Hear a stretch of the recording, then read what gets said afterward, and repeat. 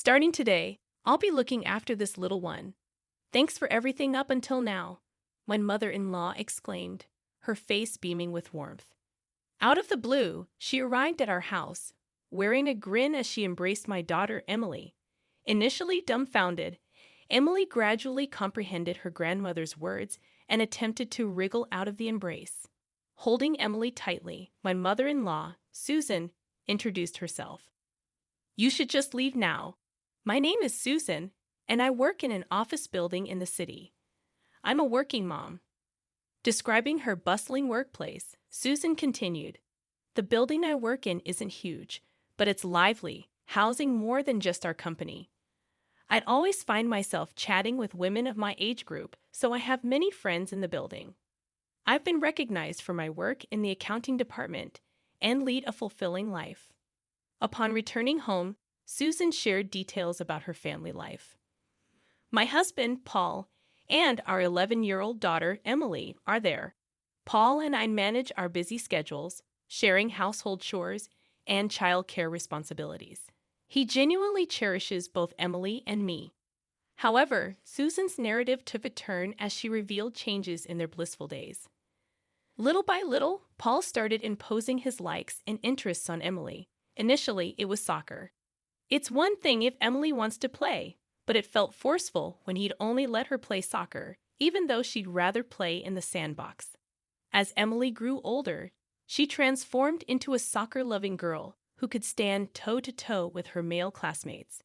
She harbored dreams of making her mark as a female soccer player in the future, and I had become one of her biggest fans. However, Paul's initial enthusiasm seemed to wane over time, shifting towards a newfound interest in swimming.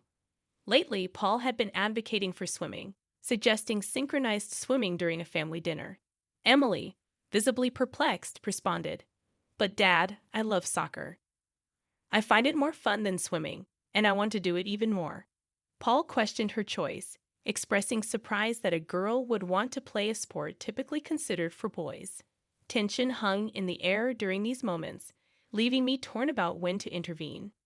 Emily stood her ground, asserting, "Gender doesn't matter right now. Soccer is fun, and pursuing it is my dream. You've been playing soccer so much you've gotten quite toned. You're tanned and look like a boy." Paul went further, expressing concern about Emily's appearance, stating that women need to be slim to be attractive. Taken aback by her father's condescending remarks, Emily fell silent. I immediately scolded Paul, expressing my dismay at his hurtful comments. I reminded him that Emily's physique was proof of the hard training she had been undertaking and emphasized that making such judgments based on her appearance was unfair and hurtful. Shocked by her father's words, Emily remained silent, grappling with the impact of his hurtful remarks. I confronted my husband with an even louder tone, trying desperately to make him realize how insensitive he was being about female soccer players. Despite the fact that teams are now co-ed, I emphasized that Emily's competition predominantly consisted of men. As a girl, she faced limitations given the absence of female-only soccer teams in our vicinity. It seemed like the right time to consider alternatives. Expressing my concerns, I suggested, maybe it's time to consider something else. I'm not saying she should go pro in swimming. Isn't it normal for girls to have swimming lessons, enough for a well-rounded experience? In response, Emily, clearly upset, stormed out of the room, knocking her chair back and retreating to her own space. In disbelief, I turned to my husband, who, rather than acknowledging the need for a genuine discussion, insisted that we were in the middle of a conversation. It was evident that he was imposing his views, completely disregarding Emily's dignity and dreams. Later, when my husband wasn't around, I checked on Emily. As expected, she told me with tearful eyes that she didn't want to talk to her father. Concerned about her well-being, the next morning, I suggested she either leave for school at a different time to avoid Paul, or if it's too tough, consider taking the day off. I did my best to console her. From that point on, every time Paul brought up swimming, Emily simply ignored him. Frustrated, he muttered, "She thinks she's so special, ignoring me just because she's a girl, even if she's going through her teenage years." It became clear that my daughter was withdrawing from her father, who remained unwilling to listen to her thoughts. Determined to change the situation, I repeatedly confronted my husband, expressing that he was the one going overboard. I questioned why he persistently imposed his interests on our daughter and criticized soccer when extolling the virtues of swimming.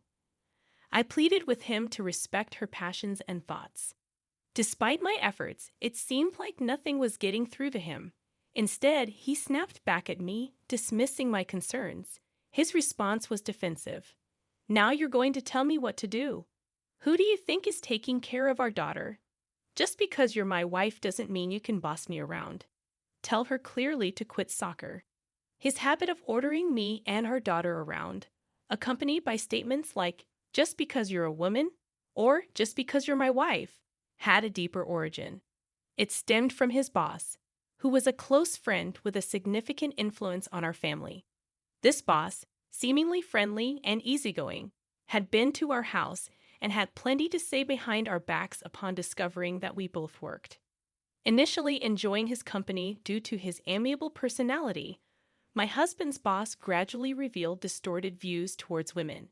He began emphasizing differences between men and women, making remarks that belittled women's capabilities.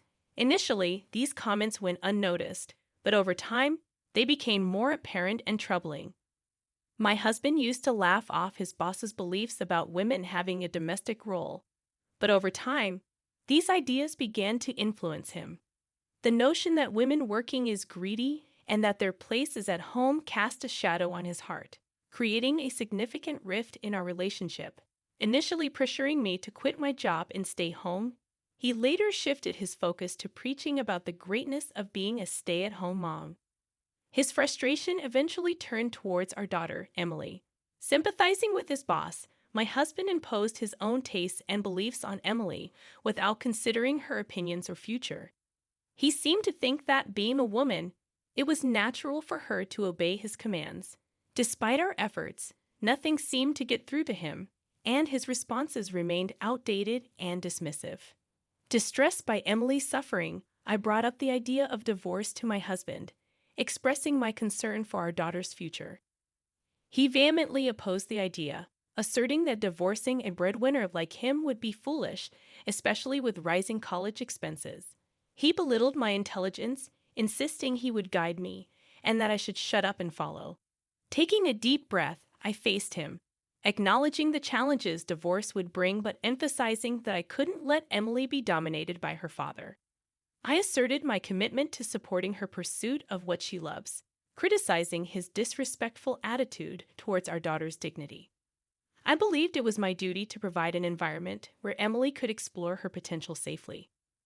Paul, remaining stubborn, accused me of casually bringing up divorce and threatened to call his mother for discipline. Despite his resistance, I stood my ground, prompting him to act immediately. He called his mother, expressing shock at my mention of divorce and seeking her intervention. "I hate to ask, but can you come over and set her straight? You're a woman too. Dad must have set you straight before, right? So you can do the same for Susan," he said loudly, blaming me for being selfish. It was sickening to hear him talk to his mother in that way. Regardless, my mother-in-law replied, "I'm on my way." As we discussed the divorce in the living room, Emily came out of her room. Sensing something amiss, we had told her to stay in her room to avoid hearing our conversation. When my mother-in-law arrived, she rushed over to Emily, hugging her tightly. Then she turned to Paul and me with an angry look, saying, "I've heard everything. Emily, you've been through a lot." Paul smirked, thinking he had the upper hand. From now on, he declared, he would take care of Emily, insisting that I couldn't take it anymore and should pack up my things and leave by tonight. Upon hearing this, Paul burst out laughing and pointed at me, saying, "See, even Mom agrees. If you apologize now, I might forgive you. How dare you, a wife, defy your husband like that? Say you're sorry." In response, Emily jumped out of her grandmother's embrace, ran past the adults, and into her room. When the door opened immediately, there stood Emily with a backpack, a glossy sports bag slung over her shoulder, and a cute little green carry-on suitcase in tow. She approached me with a smile, saying, "I'm ready to go. Grandma can take care of the rest. I don't want a creepy dad like him." She then took my hand, and despite her sunburned skin, she seemed more robust, just as Paul had mentioned. Feeling the warmth of her still tender hand, I nearly shed a tear.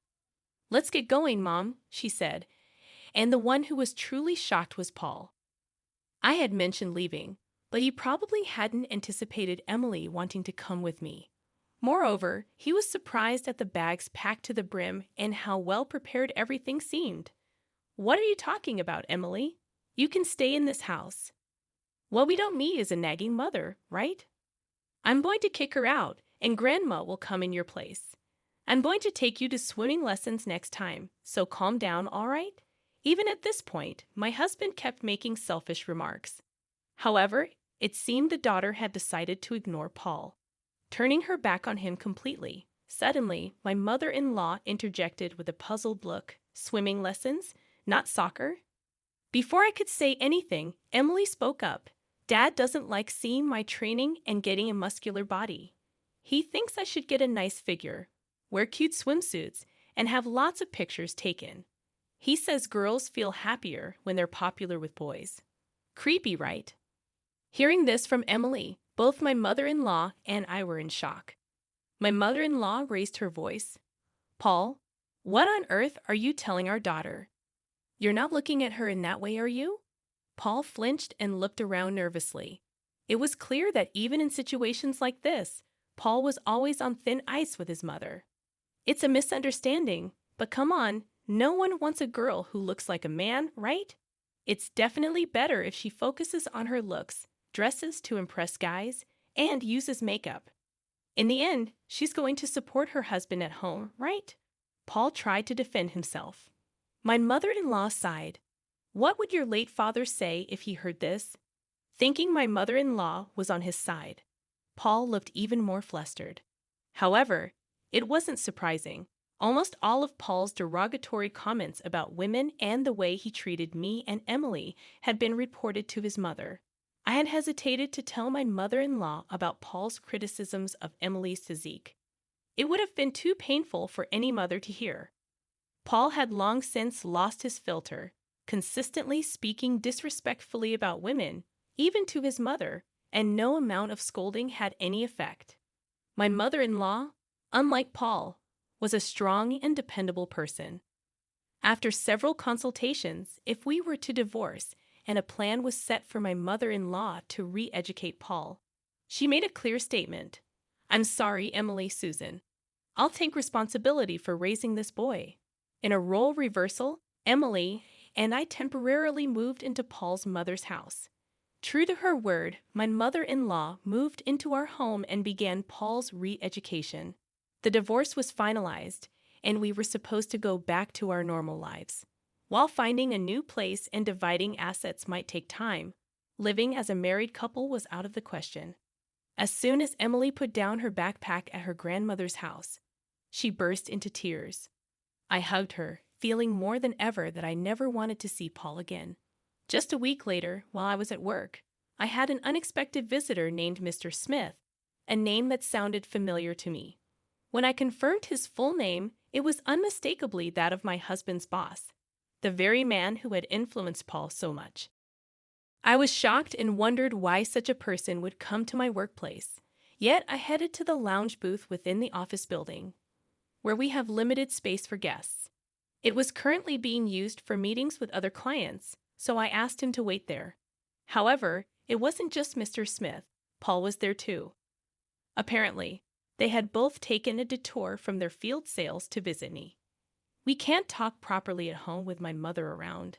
Figured you'd take us seriously at work," Paul said. It seemed my husband, knowing I had his mother on my side, brought his idolized boss. What he wanted to say was the same old line. "You need to settle down and listen to me. Heads of households should have the final say, you know. Women are just an accessory to men. Dressing up nicely is a given. Thinking they can compete with men in sports or anything is presumptuous." Frustrated, I listened as Paul continued, and to make matters worse, He said he would never approve of Emily's soccer and assumed I might as well quit my not-so-important job. The issue was Mr. Smith sitting next to him, grinning at my discomfort, backing up every word Paul said. Without Paul's mother here to take my side, I was being interrupted at work and grappling with how to handle them. Their harsh words paralyzed me, and I was holding back from snapping at them, fearing things might escalate to violence. I could feel my eyes burning with tears. I was just grateful Emily wasn't here to see this. I wouldn't want her to see her father with such a scornful expression. I was contemplating leaving without a word when someone spoke to us. "Isn't that Mr. Smith from AB Company's sales department? What are you guys up to?" Both men turned around and quickly stood up. An older gentleman was standing there, well-dressed and clearly holding a position of authority. Beside him was a woman, perhaps his aide or secretary, and from the disdainful look she gave Paul and Mr. Smith, it was clear she had heard their conversation. "Mr. Miller, what brings you here? My office is on the 3rd floor. You guys usually visit the branch office's conference room for sales. I guess you might not be interested in knowing this, but it might be useful for you to remember whether you're visiting the branch or the headquarters." At the sound and content of the man's chilling voice, Paul and Mr. Smith were left speechless, their faces pale as ghosts. The man was a business owner on the 3rd floor of the office building. If he didn't have meetings or appointments, he'd be over here, and I've seen him a few times before. The CEO remembered me and had been secretly listening to the intense conversation between us in the lounge. It wasn't until the secretary mentioned it that he realized Mr. Smith was a sales rep from one of their partners. "Heard she's your wife, huh? To act that way towards a woman and kids. Was that young sales guy with you, Mr. Smith? Hand over your business card now." The CEO then collected business cards from both of them, casting a disdainful look at the trembling pair. After all, they had been working in a conference room so grand that one could mistake it for the CEO's office at the headquarters. I found out later that Paul's company had stirred up a massive commotion, like poking a hornet's nest. "We'll have to reconsider our partnership with you. Please, I beg of you." I was transferred to a new branch of my company, given that my ex-husband knew my whereabouts, and being a single mother had its challenges. I was moved to a department prioritizing a more child-friendly work environment. Working in this new environment was quite stimulating for me. I could ensure time at home to chat with Emily, feeling fulfilled in both my work and personal life. Emily still passionately played soccer every day, and I was happy to fully support her dreams. Occasionally, I met with Paul's mother, making a bit of a trip to enjoy a cup of coffee at a fancy cafe and chat. One day, she talked to me about my ex-husband Paul's behavior. Paul had quit his job and apparently stayed home for a while, deeply depressed. During that time, Mr. Smith faced lawsuits from female colleagues at the company, and naturally, they lost touch. It seems that since putting some physical distance from Mr. Smith, Paul's perspective has been gradually changing. While we still need my mother-in-law to keep an eye on him, I do prefer the kinder Paul the first once knew. It's uncertain when he might relapse, so I haven't let him see our daughter Emily. Any exchanges are done through lawyers or Paul's mother, avoiding direct contact. Regardless of my history with Paul, I want to have a good relationship with her as an individual. When I expressed this, she got teary-eyed but agreed shyly. We're planning to watch a soccer game together. Emily has been selected as a regular player among the seniors, so we're going to